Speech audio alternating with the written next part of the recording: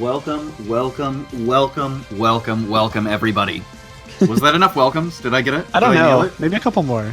Welcome, Jake. Welcome, Franklin. Welcome, viewers. Welcome, players that can't hear me because that would be cheating. We are in finals. It is finals. Did you know that it's finals? And apparently, we got word down from on high that this is also a rematch. So it seems like Top Cut was basically all rematches from Swiss. Yeah. Which, to be honest, today doesn't seem like an issue. I think a lot of times there are moments where it's like, well, we already saw this matchup. We already saw how this plays out. But especially with the games that we've seen today, things have been, and I keep hammering this home, and I can't stop because it's so important that everything has been so position heavy, so important for the positioning games that every match has been just a little bit different. And having the versatility of the players come out in these rematches has been pretty important. Yeah, no, it's been really fun to watch. Every single game we've had on stream so far has been entertaining. There have been some great matchups, some pretty dominant games, and some really close games too. And so it's always been fun to have like a decent mix of people and teams and paces and anything like that. Like you said, this is also a rematch. They played in Swiss, and Leonard said that he won. And so both of the previous Top Cut matches were Swiss rematches, and the same person won in Cut that did in Swiss. And so if that holds, then Leonard will win this match. But I'm sure Ethan has a lot to say about that one. Yeah, absolutely. And so when we've seen Ethan on stream, we haven't seen that Persian out and about yet. It hasn't had access to move around at all because the times that we've seen it, it was basically up against a team that had Tapu Lele. So It seemed kind of unreasonable to see it. Do you think that it makes an appearance here, or do you think that having two fairy types kind of scares it out? I think it's possible. I don't really expect it because I think Persian likes playing against Lunala teams. I think that's mainly the reason why Persian gets thrown on these matchups, because Lunala has a pretty good time against most of these teams, or most of the members of that team. But I wouldn't be super shocked, but I would guess that Persian's going to stay on the bench. So, I mean, at this point, we've seen Ethan use both modes of his team pretty well, both the Trick Room mode and the Tailwind mode. So it seems like his is a lot more flexible necessarily. Right. Do you think that stands true here? Do you think that he has to take advantage of his flexibility to try and overcome Leonard? I think he does, because Leonard also has that same flexibility. I think the player that kind of adapts on the fly better in this matchup is going to be the one that wins, because they both have multiple modes of speed control. They both have Groudon Xerneas, and so the way that they, get their Groudon and their Xerneas or their Salamence or whoever is doing damage into position is going to be pretty telling of who is able to take this game. Yeah, so one of the things that we've mentioned previously is that it's really interesting to see there it is. Tapu Fini, absolutely a beautiful Persian. So we've seen that Tapu Fini and Cresselia both tend to have these 4 move slot syndrome where they have more moves that they want to bring than they are allowed to. So before we get into this game, it's important to mention that both players have that flexibility. Leonard's coming from the fact that he's got 2 very strong supporting Pokemon in Cresselia and Tapu Fini. And Ethan has 2 very specific modes between Tailwind and Trick Room. So welcome to the first match of finals in this PC. I'm so excited. Thank you again, Jake, for joining me. Yeah, my pleasure. We do see Persian, though. Persian making a debut here on stream. I'm excited. It has that fake out pressure, which is nice. It also has the option to parting shot, which is always nice. It lowers both attack and special attack and pivots out. It's really helpful against physical attackers when you can parting shot into your Intimidate Mon yourself. And so like if you're to parting shot into Salamence, it's essentially -2 attack on the same turn, which is super helpful. And what's kind of cool about this is that like parting shot, especially like most people would look at parting shot and be like, well, okay, fine, you're dropping one of my attacking stats. But with Salamence, a lot of times they can be mixed, right? So you can have both physical and special attacks on a Salamence, and it's kind of cool that parting shot would do so much damage. So we do see the fake out going into Salamence, preventing it from potentially setting up a Tailwind. Moonblast coming out from the Xerneas, making sure that Persian doesn't do anything else. And Ethan takes kind of an early head start here, getting off his Geomancy first. He does Geomancy first, which it's pretty good position for him because he does have this boosted Xerneas against a Salamence and a non-boosted Xerneas, which means that he's in the driver's seat here. He gets to pick whether he wants to Moonblast the Xerneas for knockout, or if he wants to go for Dazzling Gleam for some damage into the Xerneas and also knockout into Salamence. The Moonblast from the Xerneas into Persian immediately, I think makes sense from Leonard too, because Persian can be a pretty annoying Pokemon. It has Fake Out, it has that Parting Shot, which can lower your attacks. Absolutely. And it has some other unique options like Taunt or Quash or something like that. So immediately getting rid of it, it's not bad. It may not have been completely worth the trade because, now he's facing down this boosted Xerneas with nothing to show for it. Yeah, and it's kind of funny. Again, we have to keep bringing this up because in GS Cup, you can't just play on like Pokemon counts alone. Because it's funny to think that you're trading a knockout for positioning, right? Right. So it's really interesting that we're saying that in this format, because I think that some newer players are like, well, but he got a KO, so what do you mean trade? And that trade was positioning for that Pokemon, is what Jake's saying here. And so now we've got Salamence getting KO'd on Leonard's side immediately to that Dazzling Gleam. Leonard going ahead and protecting because he does respect that Xerneas is a threat. And now Ethan getting that Tailwind up, getting the Dazzling Gleam up, and again, going back to what you were saying about positioning, now we're basically even Pokemon counts. And so it looks like you're absolutely right that positioning might have been a little bit more difficult for Leonard. Yeah, and that's a really good Tailwind too, because he called that Protect expertly, and he got something out of that turn when, if he had double edged the Xerneas or something, he would have gotten nothing. And so a very smart Tailwind. Now that he's got +2 Xerneas in Tailwind, so he's pretty much guaranteed to have the speed advantage. And now that the Xerneas on Leonard's side, still has to face down this boosted Xerneas, it's going to have a pretty hard time with making sure it doesn't get knocked out, essentially. Yeah. And so now we've got Tapu Fini that's out and about on the field. So it's Tapu Fini with an unboosted Xerneas against a boosted Xerneas and a Salamence, both under Tailwind. So, I mean, this looks like a really difficult position for Leonard, but I don't think it's completely unwinnable at this point. No, we know that Fini has Haze, which is going to be probably what he needs to take this game, but it's a combination of Dazzling Gleam and Double Edge may be able to take out the Fini. Moonblast, I believe, wouldn't do the job, and then it would probably eat its berry, which would put it out of Double Edge range. And so if you're Ethan, you might have to Dazzling Gleam here to try to avoid that pinch berry, and then score knockout with Double Edge. It looks like Leonard actually just knows what's up and decides to forfeit immediately. I'm actually very surprised to see that, because, I mean, he might know more than we do, right? Right. And so we've kind of theory crafted this out that he might have. But obviously, Leonard knows his team better than we do.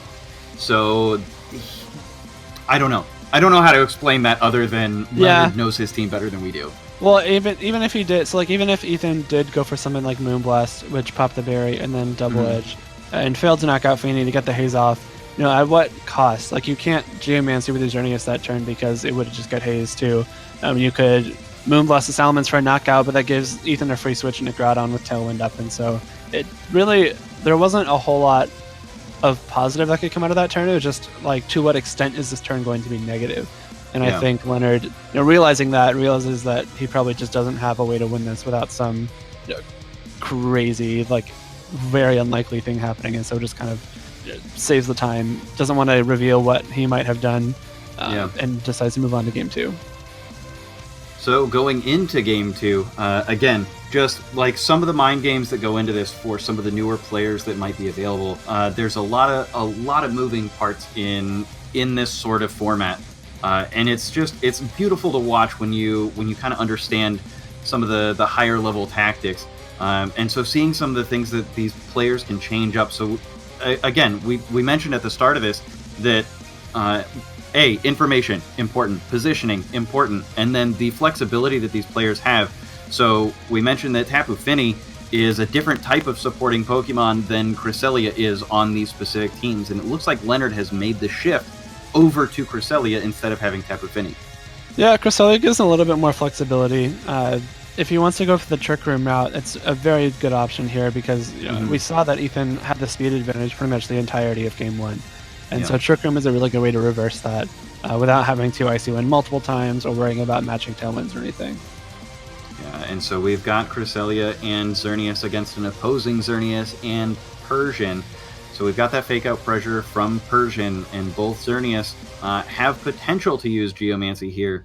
But obviously that fake out, depending on where that goes, could dictate whether or not a second Geomancy could be even possible. Right. So fake out here is going into Xerneas to try and prevent any Geomancy threat.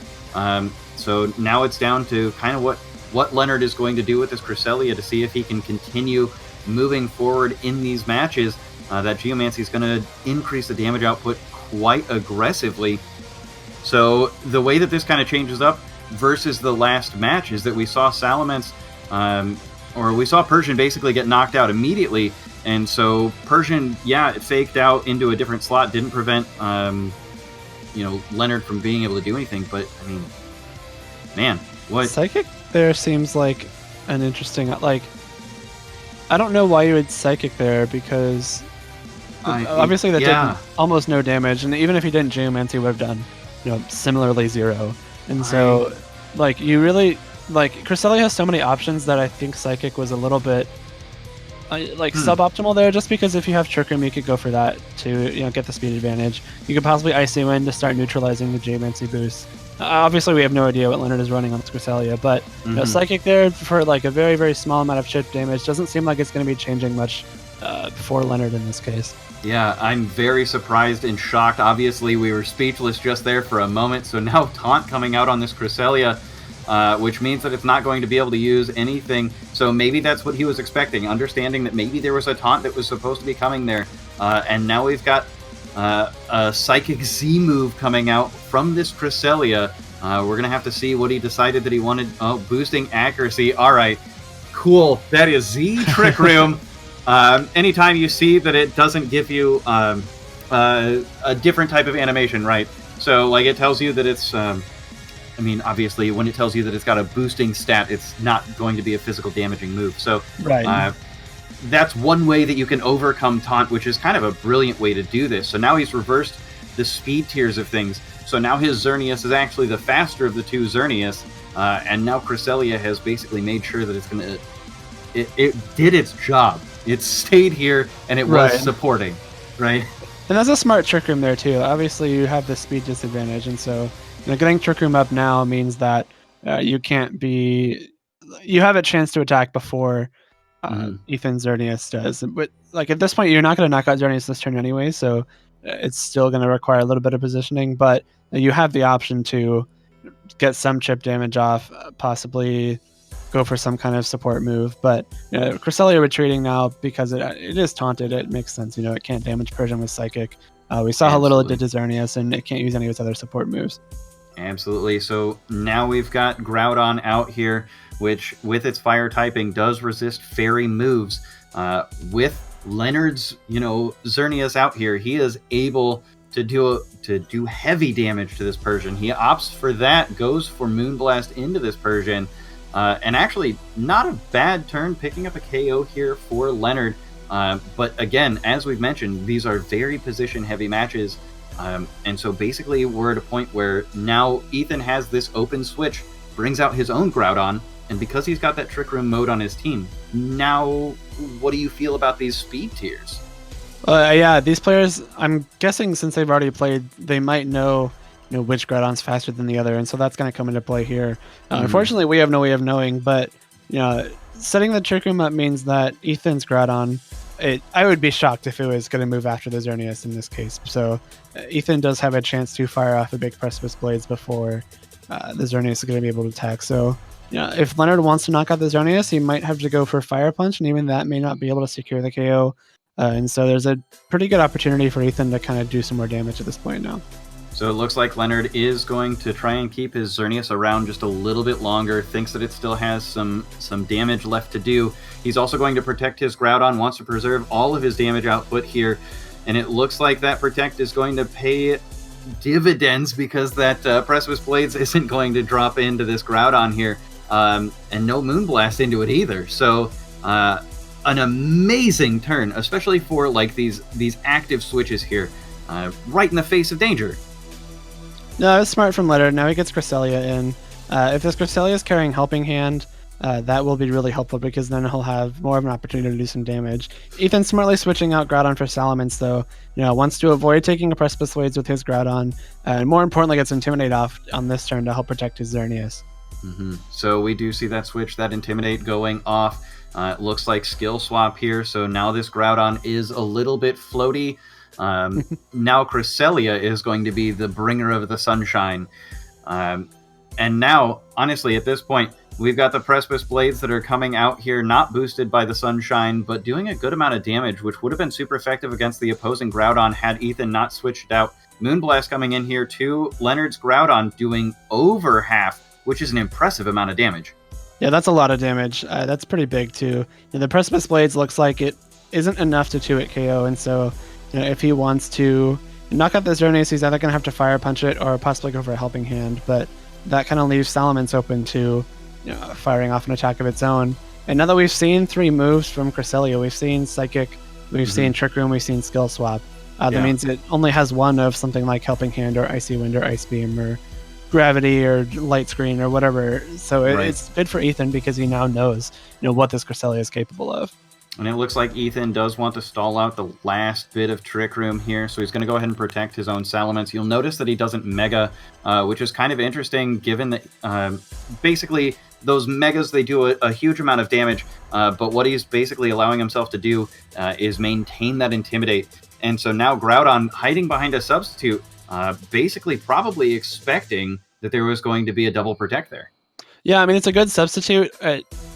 What Leonard may not have remembered is that Hyper Voice bypasses Substitute, and so if Salamence did want to stay in and go for Hyper Voice this turn, then he would have been able to Hyper Voice it and knock it out. But opting to switch it out instead, which if you're Ethan, the Crest switches out. I was gonna say if you're Ethan, you really need this Cresselia to not set Trick Room again.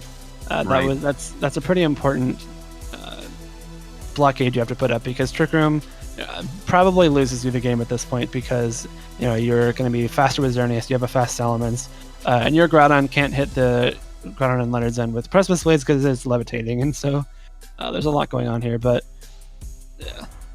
So that Fire Punch does go into Xerneas and clear it out. The Dazzling Gleam did clear out the last little bit of HP on that Xerneas, and did break the sub with a critical hit, which probably didn't matter, but it was there. So we will read it off. But now this Groudon is no longer behind a Substitute. But as you said, this Groudon is levitating. The sun is only shining because of Ethan's Groudon being out on the field with the normal ability. But now at this point, we are basically 2 Pokemon versus 3. But Leonard has cleared out the biggest threat on Ethan's team, being that Xerneas that was boosted. But I mean, how do you feel about his positioning here? Because now he's got a very low HP Groudon, and he's lost his own Xerneas. Yeah, I'm not sure. I think the speed of these Groudons might be what ends up deciding this game, because if Leonard can go into Trick Room here if he wants to, I don't think that Double Edge and Fire Punch will combine for a knockout into Cresselia, and so if Leonard wants Trick Room, we'll be able to get it up, and he can protect Groudon in the process if he wants to. But if Ethan's Groudon ends up being slower than Leonard's, then it can just knock it out with Fire Punch. And so Leonard has to be careful. These players may know speed tiers. We don't really know what they know about each other's teams because they have played before this set, and so it's kind of a precarious spot here because the speed matters so much at this point. Very interesting to see that he brought both supporting Pokemon here. So now we've got Tapu Fini, which again does have access to Heal Pulse. So that means that Groudon may be at very low health right now, but that could possibly change. And Ethan going ahead and going for the Gusto here, going for that Swords Dance, wanting to increase his damage output as much as possible. That Hyper Voice doing very minimal damage to these two Pokemon. An Ice Beam coming out on this Salamence. So it looks like Leonard might have been preserving at least a little bit of information from us, right? Right. And doing a huge chunk of damage, but thankfully Salamence's base special defense coming in very handy right now. I really, really like that Swords Dance from Ethan. I think that's huge because now if you're Ethan, if you think that +2 Fire Punch is going to be able to knock out Cresselia, you could possibly go for something like a Tailwind and a Fire Punch and prevent the Trick Room. You also have the option, like he's doing, just go straight for damage here with Hyper Voice, but as the haze comes out first, okay, that's pretty big. Yeah, very much so. So that negates any of that Swords Dance boosting attack. So that means this Fire Punch will be doing half as much as what Ethan would expected at the beginning of this. And just 11 HP. Very surprising to see that Psychic into Groudon. And no Trick Room. So I think that we can all be surprised here that Tailwind was a pretty strong option here. Well, I think that not knocking out Salamence might have just lost Leonard the game here, because I think if you do something like Tailwind and Fire Punch the Cresselia, all you have to do is hit your blades, which I keep saying. But I was surprised to see that, because this Salamence is still a threat. Like, it's faster than everything. It has this Hyper Voice pressure. It has Double Edge pressure, which probably knocks out the Tapu Fini from here. And so I was a little bit confused, but Hyper Voice is just going to knock out Cress instead, and so... Yeah. So I don't know if that's quite in range for a berry. It looks like it just barely is the right range for Tapu Fini to pop the berry there. So we could see... Ooh, Icy Wind. There we go.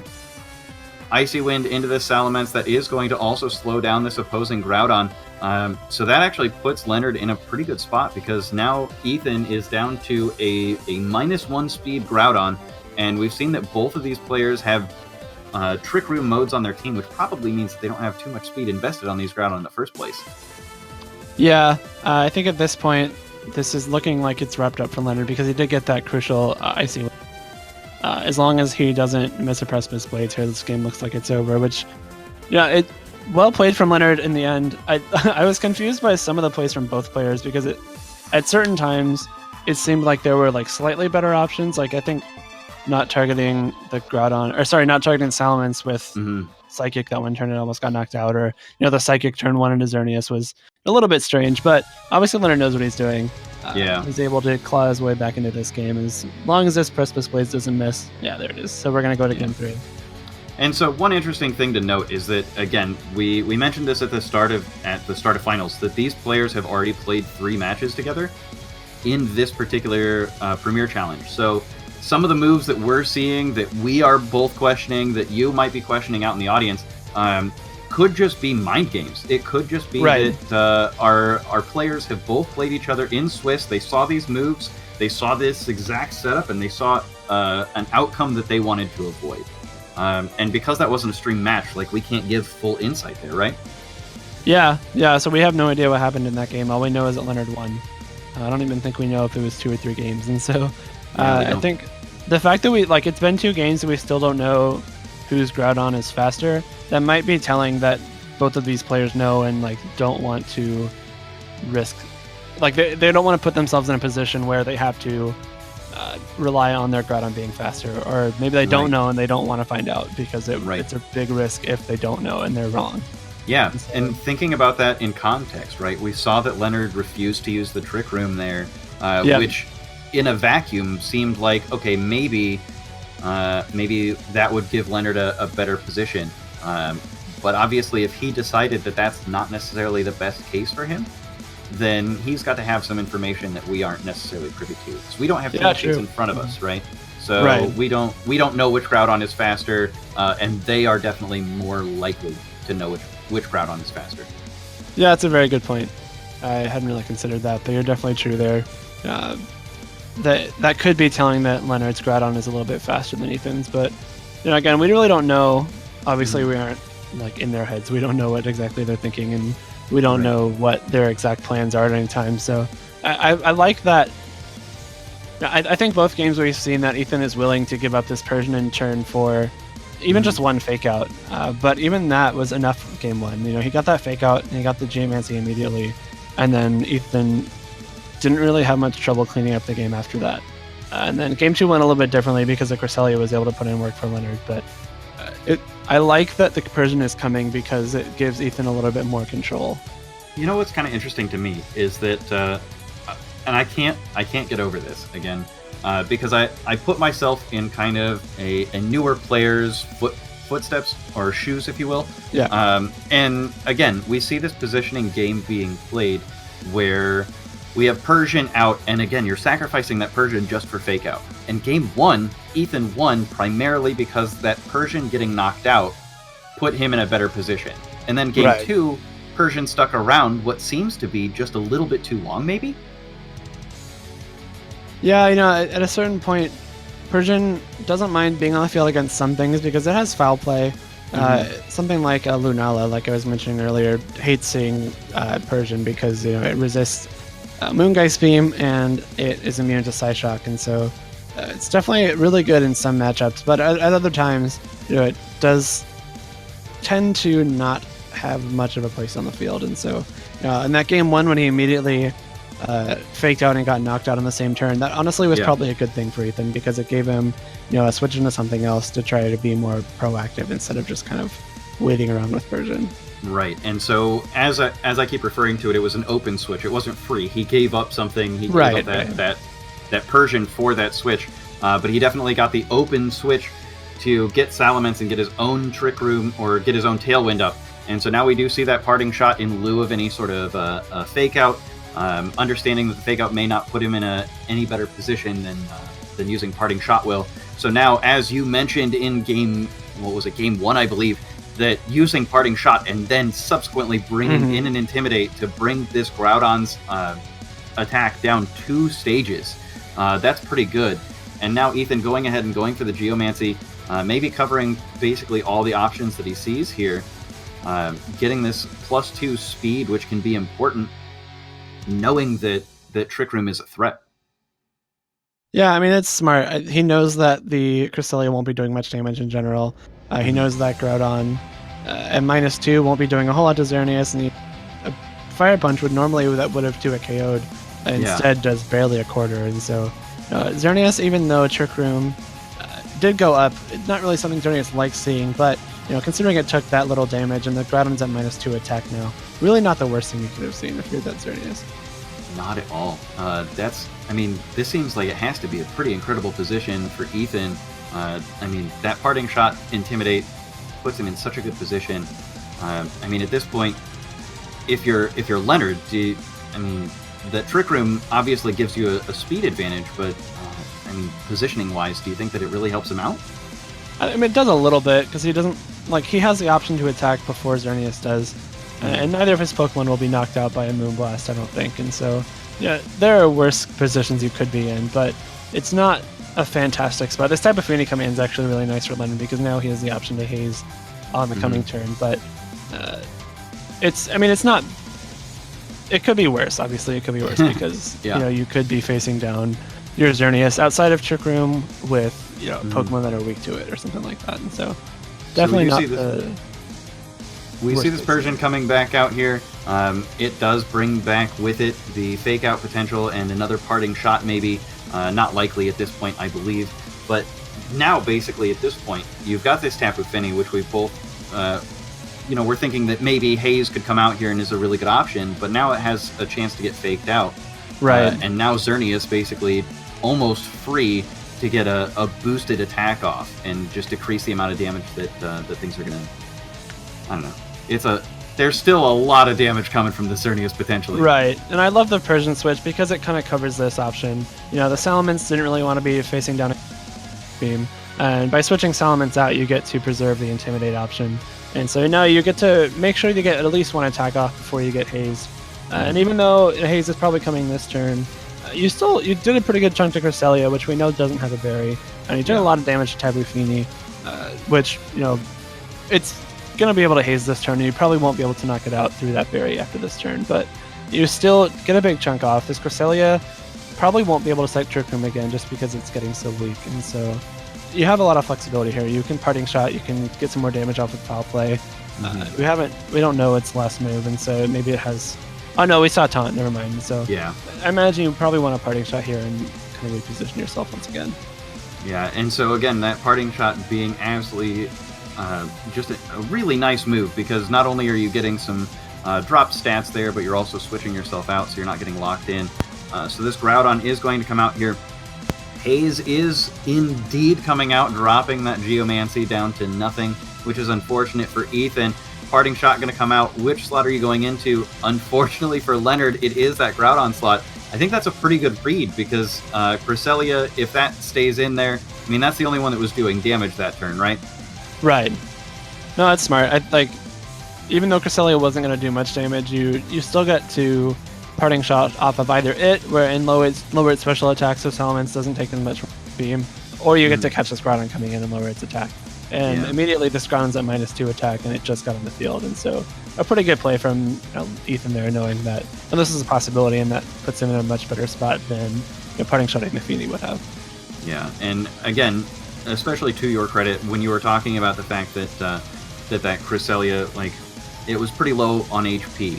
Ethan looks like he's basically reading it a similar way to you, right? He understands that Cresselia is very low on HP, and it's the only opportunity to set up Trick Room again.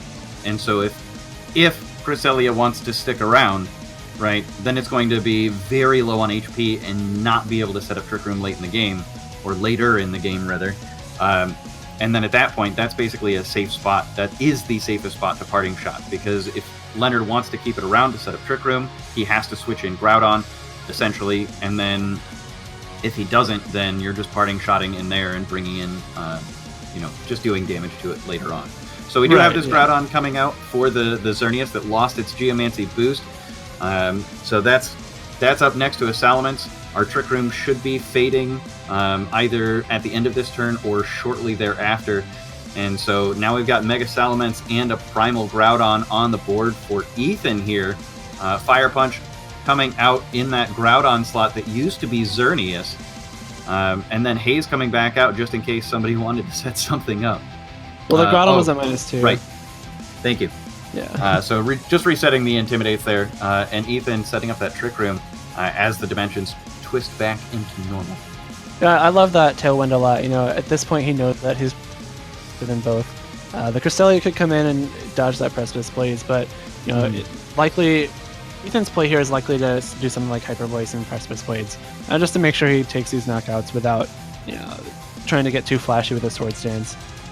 But if that Cresselia comes in, it still takes a Hyper Voice, and then the combination of Double Edge and Fire Punch, if not just one of them independently, should be able to finish it off too. And so I love that Ethan went for that aggressive Tailwind in the last turn.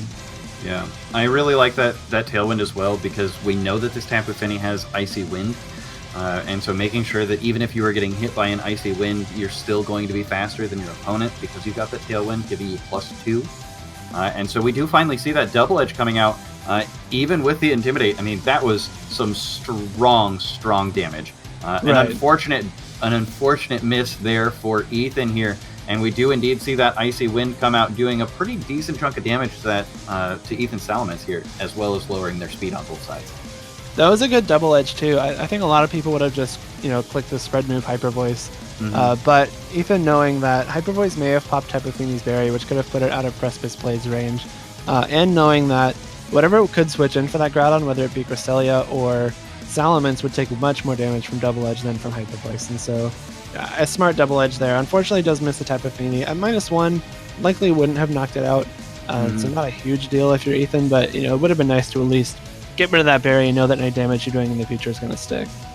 Yeah, it is really unfortunate that Precipice Blades isn't exactly 100% accurate, but that is kind of the risk-reward. We were talking about that earlier in the stream, that a lot of games you're kind of balancing some of that risk and reward.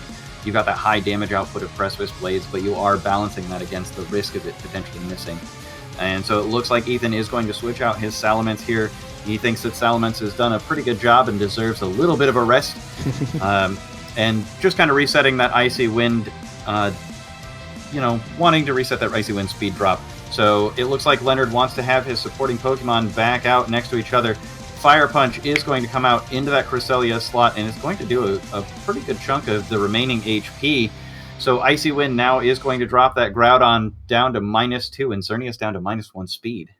That's a really good Fire Punch too, because the Cresselia coming in, it's now at just under a quarter of its health.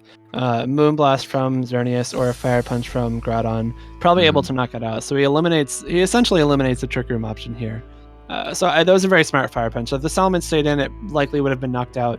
And if the Cresselia came in, it takes a big chunk of damage. And so now this Cresselia and Tapu Fini struggle to, threaten either this Xerneas or Groudon. And all this Tapu Fini has, we've seen Icy Wind and Nature's Madness, both of which can't threaten to knock out unless they're already very, very low. And so good positioning from Ethan here, because he's now in a spot where he's got his 2 offensive Pokemon in against 2 more support type Pokemon.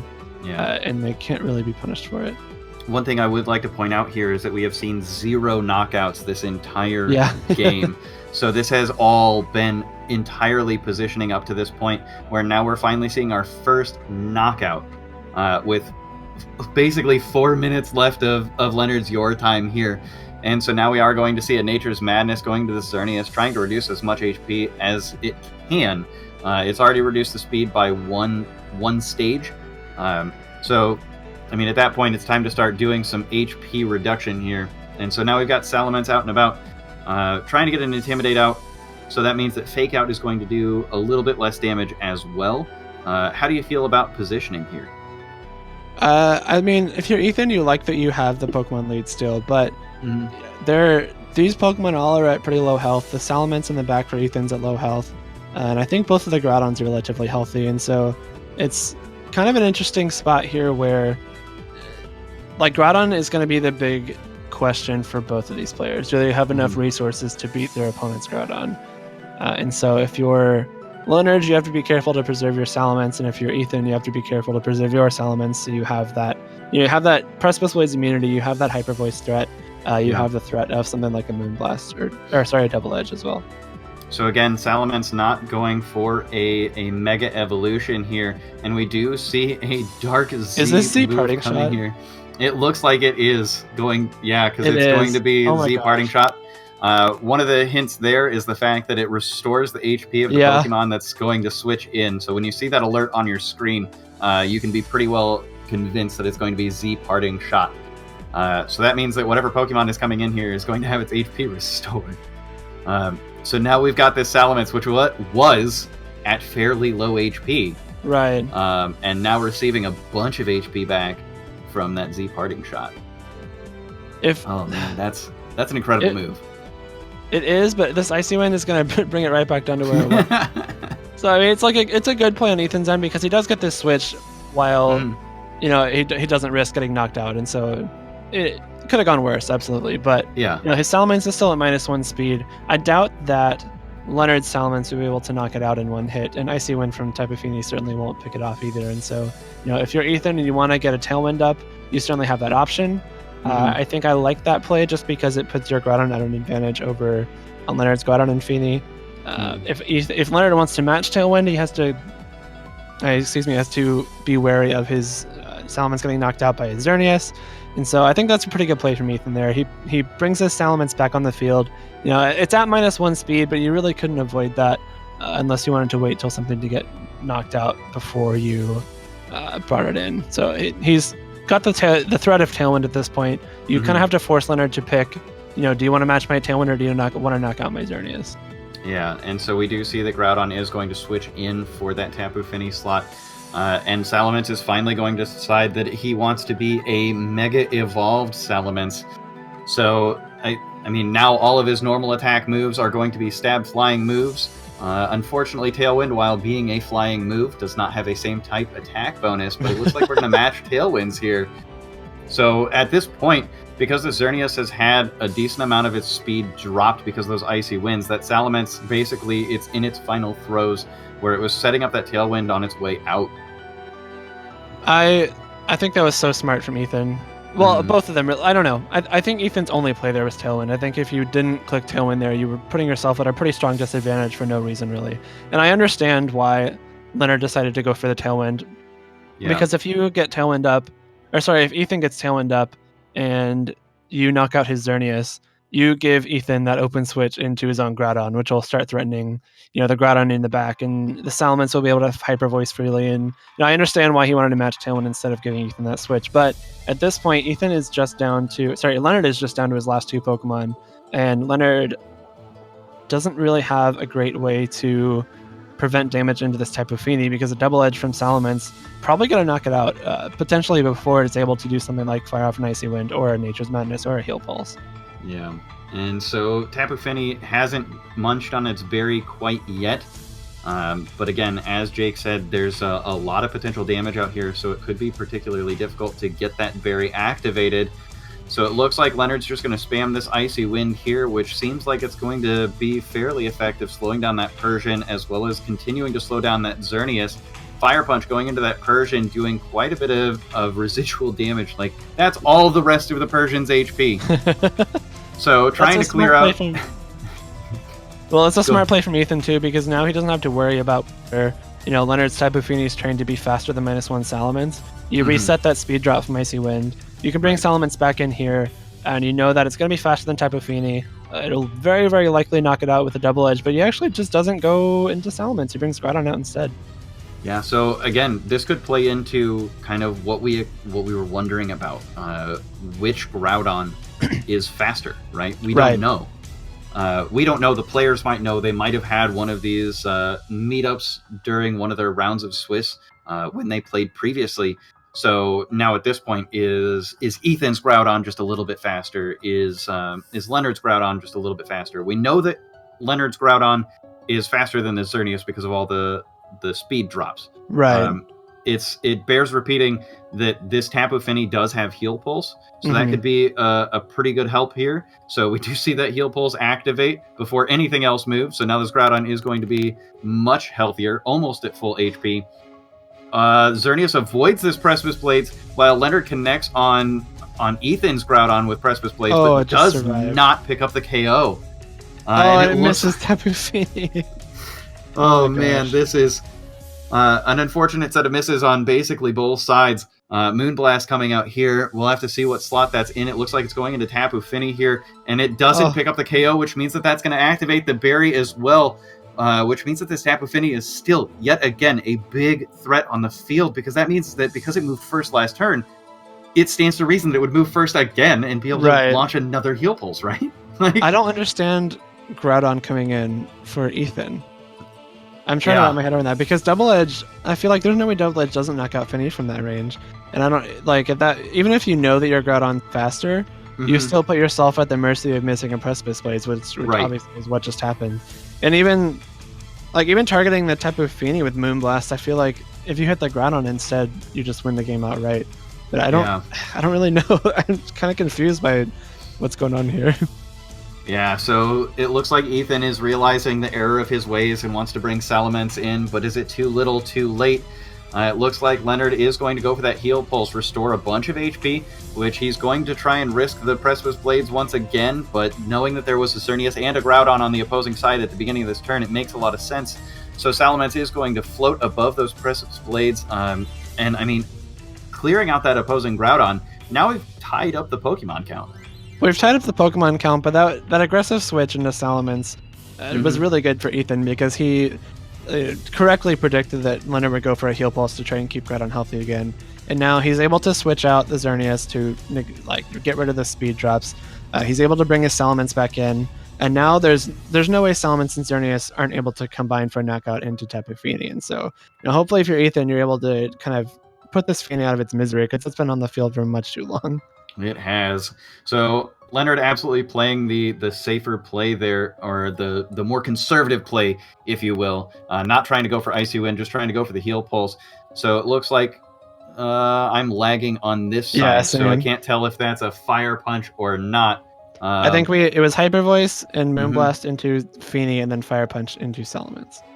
But it looks like, I mean, based on the positioning here and the fact that everything has been reset, I think Ethan finally eked out his positioning battle to try and win this out. That Hyper Voice single target doing extra damage, and a critical hit on top of that just for salt in the wound. But I mean, that was, that final match, unbelievable. That was a ping pong match. I was going back and forth the whole time. There were so many things that I didn't really understand some of the things that happened, but they know more than I do in this case, because they're the ones that have played already. That was the 6th game they've played today, fifth or 6th they've played today, and so they know what they need to do to win these games.